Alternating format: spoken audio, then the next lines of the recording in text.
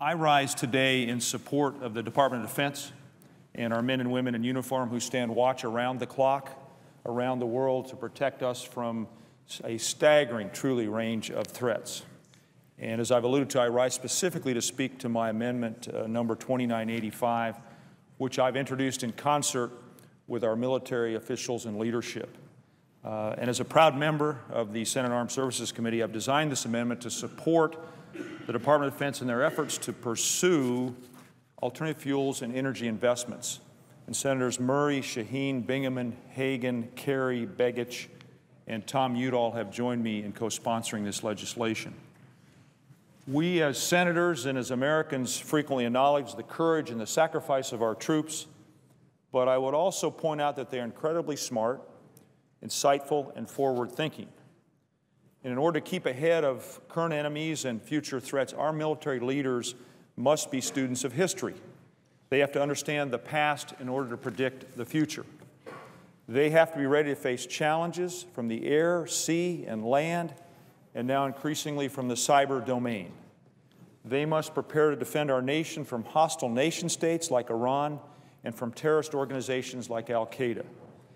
In order to do all of these things, Madam President, they must have the best technology in the world. And we must also provide them with the flexibility to adapt to an ever-changing landscape and the resources they need to research, develop, and employ new technologies. That is our solemn commitment, and I would offer our solemn responsibility to those who fight on our behalf. They've placed themselves between us and harm's way. In return, we promise to invest in the technology, training, and resources they need to stay safe.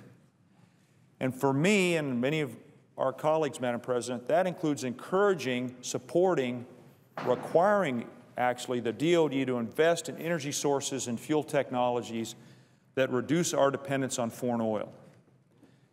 Ultimately, Section 313 of the Defense Authorization Bill before us today would severely limit the Department of Defense's ability to use alternative fuels. And given the threats facing our nation today and in the future, that's just not acceptable. And I want to point out that the Department of Defense strongly opposes the constricting provision in the current Defense Authorization Bill for that reason, for a number of other reasons. And I want to quote what the Office of the Secretary of Defense says about Section 313. The OSD says that 313 is detrimental to the DoD's long-term energy security, that it's overly broad, ambiguous, and restricts the flexibility of military commanders. Those are the DoD's words about this section, and I want to point out I strongly agree with those words. And therefore, I've authored this very simple amendment that would remove this limiting provision from the bill. And I firmly believe that removing Section 313 of the Defense Authorization Bill is in the best interest of our military and our country. And let me tell you why. In the carrying out of the work of our nation, the Department of Defense consumes approximately 330,000 barrels of oil every single day. Every single day. And that works out to 120 million barrels of oil per year. That's a truly staggering number.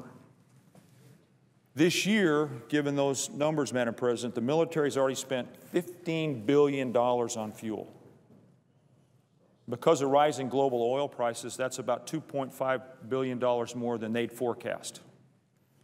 And the year isn't even over yet. We've got another month to go. And those rising costs in dollars and operational capability are staggering. Think of it this way. For every 25-cent increase in the price per gallon of oil, the military's fuel bill increases by $1 billion. So then what happens? Well, in order to make up for that shortfall, the DoD then has to pull money from the operations and maintenance accounts, which means that rising fuel costs result in less training, deferred maintenance, and reduced operational capability. And let me be clear, the current language that was added to this bill by some of my colleagues tells the Defense Department that they cannot pursue energy security and instead must rely on an energy source that is quickly eating away at their capabilities and effectiveness. That means that our people are less prepared when they go into harm's way. They're less ready to fight when it matters most. And for me, and I hope for the majority of my colleagues, that's far too steep a price. That's why, Madam President, the DoD is investing in technology to increase fuel efficiency, to promote conservation, and to find alternatives to foreign oil. General Dempsey, the chairman of the Joint Chiefs of Staff, has said simply but powerfully, saving energy saves lives. And it should tell us something that in an era of reduced DoD budgets, our senior leaders remain fully committed to this effort. We should support them in these common sense approaches.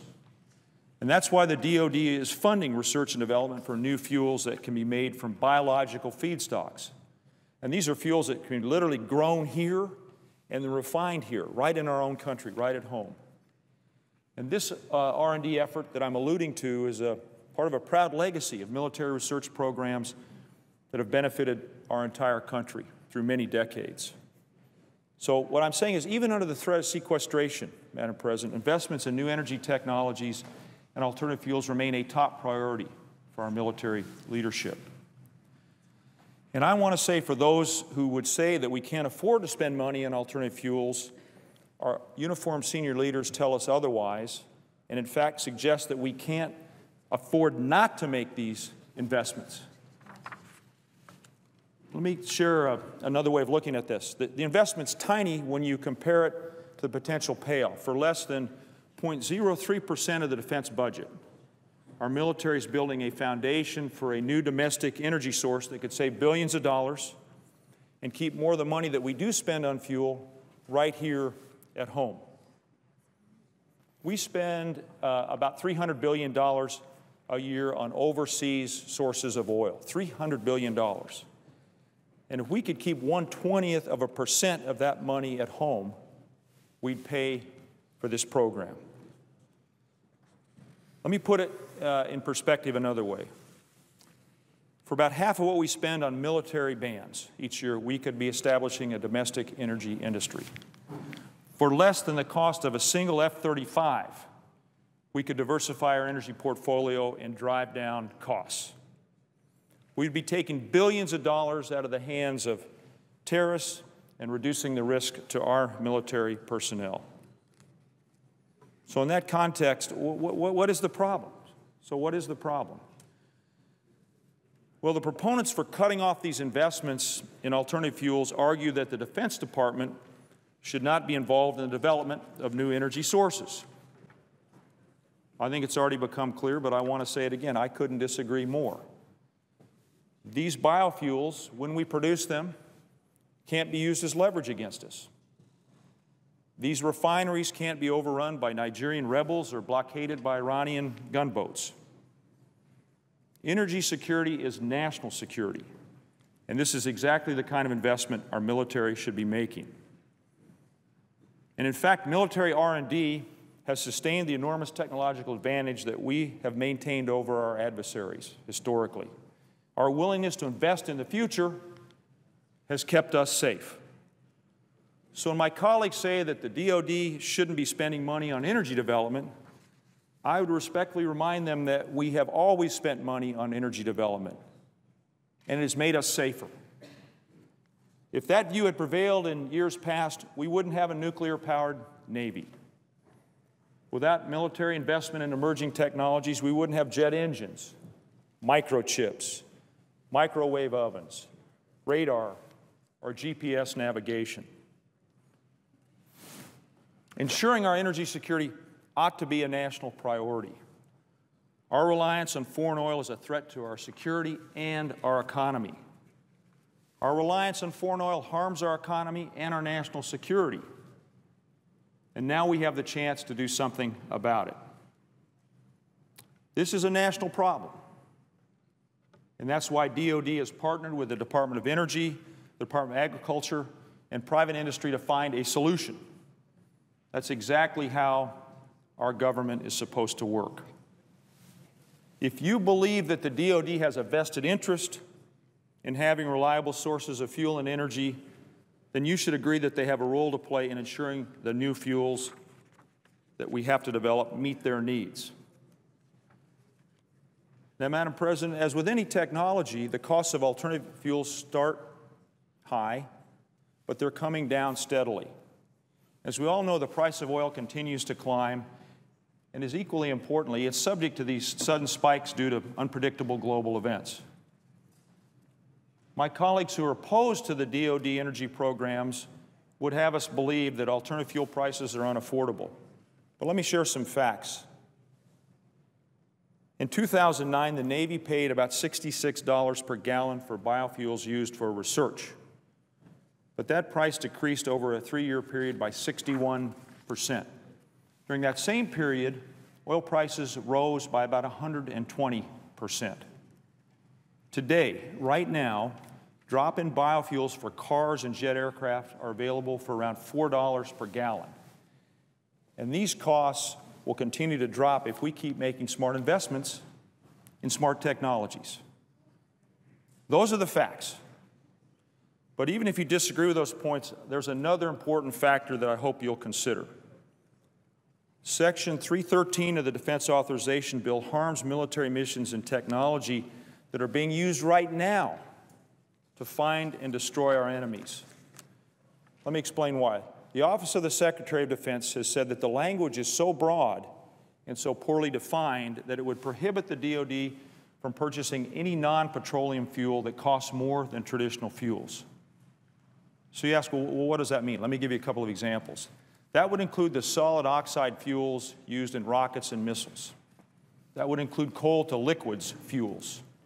That includes alternative fuels purchased overseas where there are no petroleum-based fuels available, like in South Africa and in countries that have mandatory alternative fuel blends. And it restricts fuel blends to a 50-50 ratio, even if that's not the best or the most practical mix.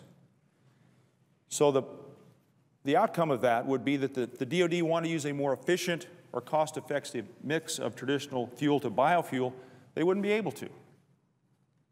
So I believe that Section 313 of the bill we are debating will send the wrong political message as well. It will make investors wary of the U.S. government's commitment to weaning ourselves off of foreign oil. It would help keep us reliant on foreign oil from, listen to this list of countries, Madam President: Russia, Venezuela, Iraq, Saudi Arabia. I haven't even mentioned Iran. It's poorly drafted and damaging to our security. Instead, we've got an opportunity today to help our military and our country. This is how we move forward. This isn't about an environmental agenda or some kind of a green conspiracy. It's about doing the right thing, supporting our military brass, and establishing a stronger national security and energy security posture in the years ahead. I urge my colleagues to support my amendment to strike Section 313.